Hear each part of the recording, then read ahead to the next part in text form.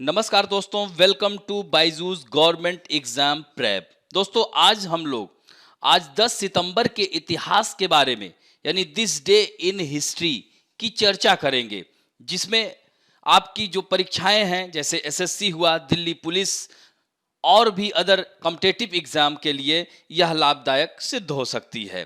तो दोस्तों एक एक करके आइए चर्चा करते हैं। जैसा कि आप यहाँ पर देख सकते हैं 10 सितंबर का इतिहास। तो आज ही के दिन 1823 में यानी 1823 Simon Bolivar was named president of Peru. यहां पर देखिए इनका चित्र भी दिया गया है। साइमन बोलीवर यह बहुत बड़ा नाम है, खासकर साउथ अमेरिका कॉन्टिनेंट। इनका पूरा नाम आप सुनेंगे तो हैरत में पड़ जाएंगे। Simon Jose Antonio de la Santisima Trinidad Bolivar Palacios Ponte y Blanco. दोस्तों ये स्पेनिश है, तो इसको जो है स्पेनिश सिमोन बोलीवर बोला जाता है। तो इनका जो नाम शॉर्ट नेम है सिमोन बोलीवर।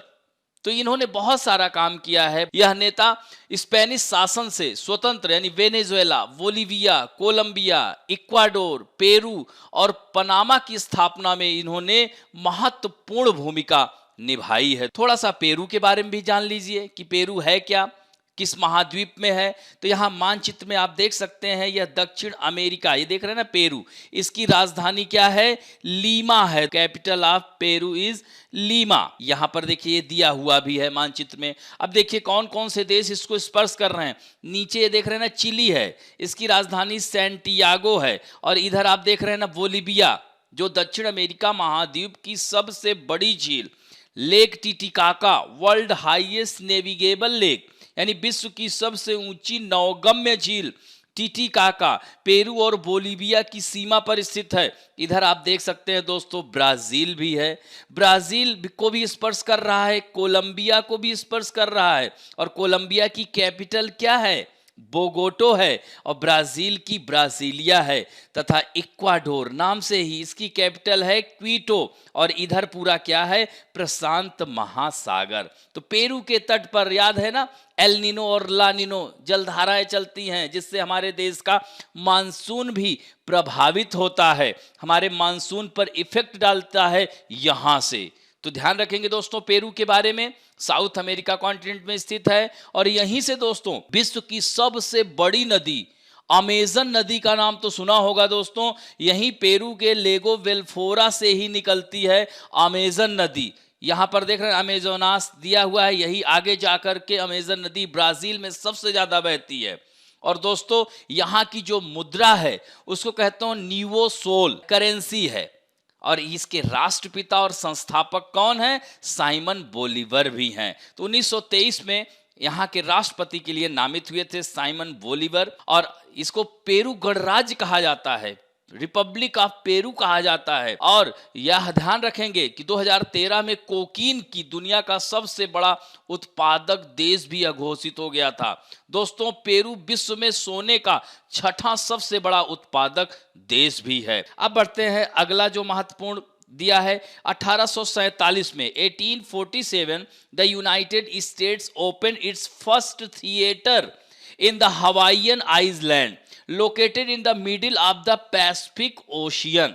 तो दोस्तों आपको पता होगा कि अमेरिका यानी यूनाइटेड स्टेट ऑफ अमेरिका में कुल 50 प्रांत हैं। तो इसमें जो हवाईयन द्वीप है तो संयुक्त राज्य यानी यूएसए का 50वां स्टेट है। 50 state of USA is Hawaiian island.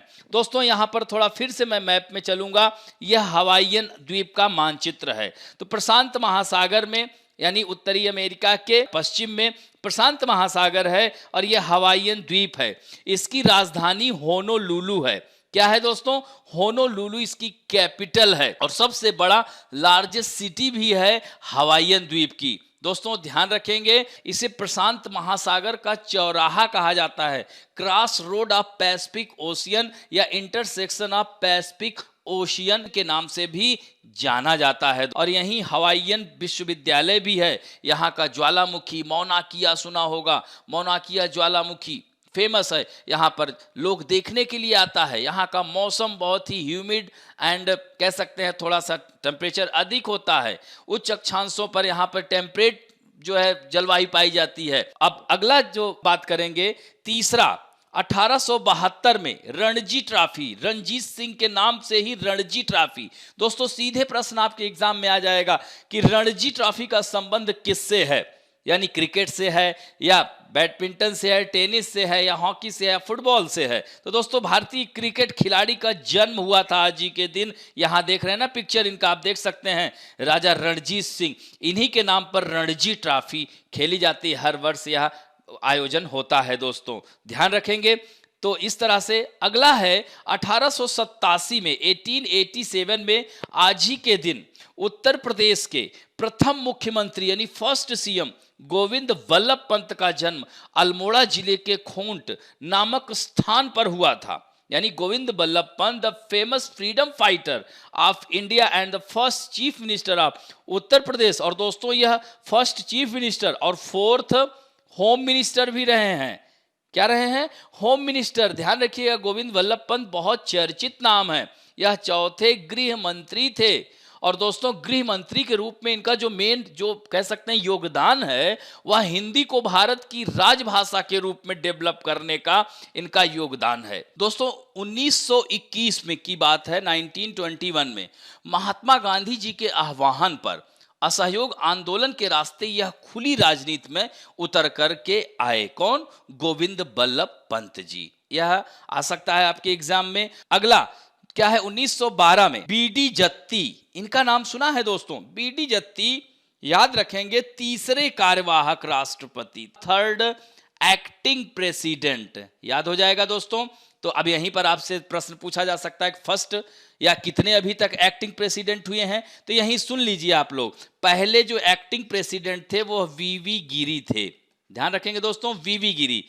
किसकी मृत्यु के पश्चात? जाकिर हुसैन, भारत के तीसरे राष्ट्रपति की पद पर रहते हुए मृत्यु 69 में जब हो जाती है तो उनकी जगह कार्यवाहक एक्टिंग प्रेसिडेंट वीवी गिरी को बनाया गया। और वीवी गिरी चूंकि चुनाव लड़ने लगे तो उनकी जगह एम हिदायतुल्लाह को, तो दूसरे हो गए कौन? एम हिदायतुल्लाह को बनाया गया। और आपको पता भी होगा, पॉलिटी में पढ़ा होगा कि राष्ट्रपति की अनुपस्थिति में उपराष्ट्रपति पद को संभालता है। उपराष्ट्रपति भी ना हो तो कौन? Chief justice of India. तो एम हिदायतुल्लाह क्या थे? चीफ जस्टिस ऑफ इंडिया रहे थे। तो इस तरह से दो हो गए। और उसके बाद फिर फखरुद्दीन अली, पांचवें राष्ट्रपति भारत के थे, उनकी भी पद पर रहते हुए मृत्यु हो गई थी दोस्तों।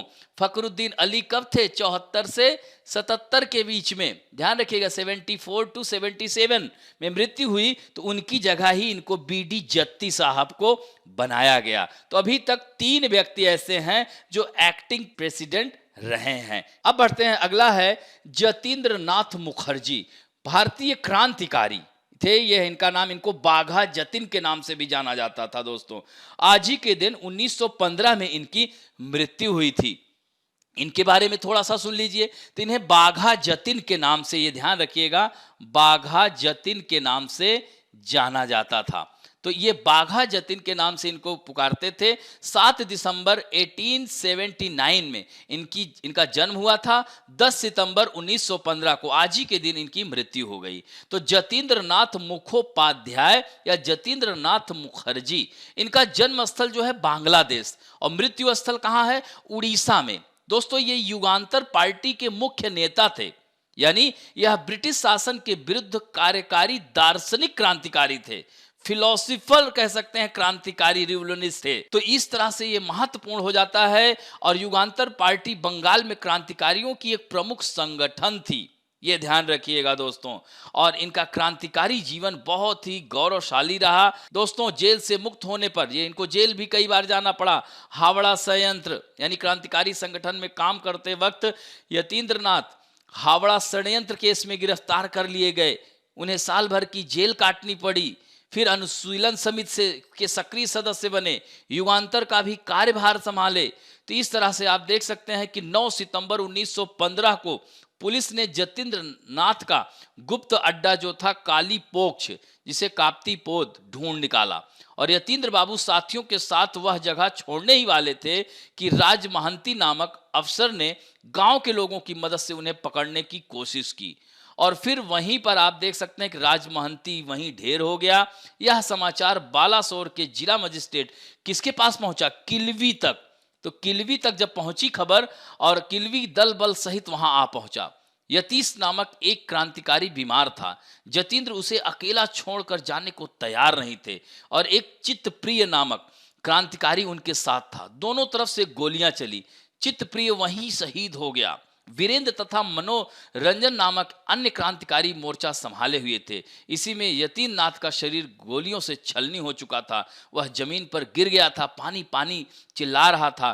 तभी अंग्रेज अफसर किल्वी ने गोलीबारी बंद करने का आदेश दे दिया और गिरफ्तारी देते वक्त जतीन नाथ ने किल्वी से कहा, गोली मैं और चित्तप्रिय ही चला रहे थे, बाकी के तीनों साथी बिल्कुल निर्दोष हैं। इसके अगले दिन भारत की आज़ादी के इस महान सपूत ने अस्पताल में ही सदा के लिए आंखें मूंद ली। तो यानी आज ही के दिन 10 सितंबर को इनकी मृत्यु हो गई। ध्यान रखेंगे दोस्तों, इन्हें बाघा जतीन के नाम से भी जाना जाता था। अगला है 1935 में दून कॉलेज। दून कॉलेज का नाम तो दोस्तों आप लोगों ने सुना होगा, उत्तराखंड में है। दून भारत के जाने माने निजी स्वतंत्र विद्यालयों में से एक है। उत्तराखंड में अवस्थित है दोस्तों और इसकी स्थापना 1935 में आज ही के दिन, ध्यान रखिएगा, और किसने की थी? सतीश संजन दास। और ये है कौन? ये चित्तरंजन दास, स्वतंत्रता सेनानी और भारत के मुख्य न्यायाधीश सुधी संजन दास के भाई थे, बंधु थे। और इस विद्यालय के सर्वप्रथम प्रधानाध्यापक आर्थर ई फूड। तो ये बहुत ही महत्वपूर्ण कह सकते हैं, चर्चित विद्यालय है। रविन्द्रनाथ टैगोर का जो रचित जनगण मन 1935 में इस विद्यालय में सुनाया गया था, जो बाद में 1947 में जब भारत का राष्ट्रगान चुना गया, आज हमारा राष्ट्रगान है। तो ये ध्यान रखेंगे, बहुत ही महत्वपूर्ण है। और अगला है अब्दुल हमीद। दोस्तों ये नाम तो आप सब जानते होंगे, इनके बारे में कौन नहीं जानता है। भारत के परमवीर चक्र विजेता यानी कंपनी क्वार्टर मास्टर हवलदार अब्दुल हमीद भारतीय सेना की 4 ग्रेनेडियर में एक सिपाही थे, जिन्होंने 1965 का जो युद्ध हुआ था भारत पाकिस्तान का, शहीद होने वाले परमवीर अब्दुल हमीद मात्र अपनी गन माउंटेड जीप से, सोचिए उस समय अजय समझे जाने वाला जो पाकिस्तान का पैटर्न टैंको, याद रखना ये बहुत महत्वपूर्ण है, पैटर्न टैंको, उसको ध्वस्त कर दिया इन्होंने और अपने जो है शहीद हो गए। तो यह बहुत ही महत्वपूर्ण है। मरणोपरांत भारत का सर्वोच्च सेना पुरस्कार परमवीर चक्र इन्हें मिला। और ध्यान रखिए दोस्तों, यह पुरस्कार इस युद्ध में वे शहीद होने के एक सप्ताह के अंदर यानी 16 से 10 तारीख को हुई आज ही के दिन, और 16 सितंबर को घोषणा हो गई कि इनको परमवीर चक्र दिया जाना चाहिए। और दोस्तों यह उत्तर प्रदेश के गाजीपुर जिले के हैं। कहां से हैं? गाजीपुर सुना होगा दोस्तों, गाजीपुर, वाराणसी सुना है। नरेंद्र मोदी भारत के प्रधानमंत्री, उनका लोकसभा क्षेत्र है क्या? वाराणसी, जिसे उसी के बगल में गाजीपुर है। इसे बनारस की छोटी बहन के नाम से भी जाना जाता है। अब्दुल हमीद वहीं से थे, याद हो जाएगा दोस्तों। अब बढ़ते हैं आज के प्रैक्टिस क्वेश्चन में। बहुत ही सरल सा प्रश्न है, इसका उत्तर दीजिएगा। In which country does the Amazon river originate? यानी main source of Amazon river is Peru. Peru के लेगो वेलफोरा से निकलती है, याद रखिएगा, वेलफोरा से निकलती है कौन? अमेजन नदी, विश्व की सबसे बड़ी नदी है दोस्तों, याद रहेगा। अगला है पेरू के राष्ट्रपिता, पेरू का जो पेरू देश है जिसकी राजधानी लीमा है, इसका राष्ट्रपिता किसे कहा जाता है? तो सिमोन बोलीवार को, ध्यान रखेंगे दोस्तों। अगला है किस द्वीप को प्रशांत महासागर का चौराहा कहा जाता है?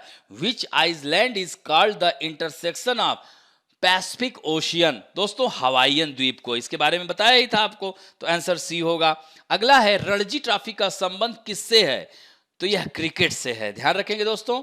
नेक्स्ट है उत्तर प्रदेश के प्रथम मुख्यमंत्री और चौथे गृह मंत्री गोविंद बल्लभ पंत को भारत रत्न सम्मान कब दिया गया था? दोस्तों 1957 में ही दिया गया था। अगला है भारत में अब तक कितने व्यक्ति कार्यवाहक राष्ट्रपति हैं? तो ध्यान रखना 3 लोग। पहला क्या बताया था? वीवी गिरी, एम हिदायतुल्लाह, तीसरे वीडी जत्ती साहब थे, याद हो जाएगा दोस्तों। अब अगला है कि where is Doon school located? Doon school कहाँ अवस्थित है? अभी कुछ देर पहले ही बताया दोस्तों, उत्तराखंड में अवस्थित है। अगला है 1965 के भारत पाक युद्ध में यानी अब्दुल हमीद शहीद किस राज्य से थे? यानी इंडो पाक वार में वह जो शहीद हुए थे वो किस स्टेट से बिलोंग करते थे? तो ध्यान रखना दोस्तों, उत्तर प्रदेश के गाजीपुर से। अगला है जतीन्द्र नाथ मुखर्जी किस क्रांतिकारी संगठन से जुड़े थे? तो दोस्तों युगांतर पार्टी के सक्रिय सदस्य थे, अनुशीलन समिति से भी जुड़े हुए थे। ध्यान रखिएगा, तो आंसर ए होगा। तो इस तरह से आज का इतिहास की हम लोगों ने चर्चा की। आज व्यक्तित्व तो ज्यादा हो गए थे। आशा करता हूं कि दोस्तों आप लोगों को अच्छा लगा होगा। अगर अच्छा लगे तो please like, share, comment, subscribe जरूर करें दोस्तों। धन्यवाद दोस्तों।